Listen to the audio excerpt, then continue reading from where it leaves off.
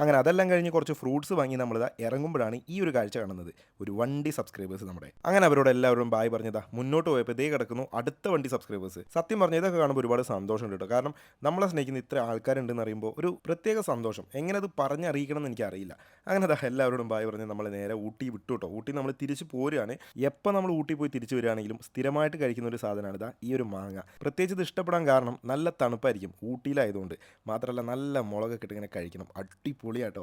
അങ്ങനെതാ ഞങ്ങൾ അതെല്ലാം വാങ്ങി തിരിച്ചു പോരുന്ന വഴിക്ക് തനൂട്ടിനെ എങ്ങനെ ഇട്ട് വെറുപ്പിക്കുക കേട്ടോ. വെറുതെ ഓരോന്ന് പറഞ്ഞ് ഇങ്ങനെ വെറുപ്പിക്കും. നല്ല രസം അവളിങ്ങനെ കുറുമ്പ് പിടിക്കുന്ന കാണാനായിട്ട്. എന്തായാലും ആ ഒരു ട്രിപ്പ് നമ്മൾ അടിച്ചു പൊളിച്ചതാ ഇപ്പം നാട്ടിലേക്ക് തിരിച്ചു പോയിക്കൊണ്ടിരിക്കുകയാണ്. വാശി പിടിക്കാത്ത കുഞ്ഞാൻ, അച്ഛനും അമ്മേനെ കാട്ടാത്ത കുഞ്ഞാനെ അനുവിനെ വേണ്ട. റിസോർട്ട് കൊണ്ടുപോവില്ല ഞങ്ങള്. ഉണ്ടോ നോക്കണേ.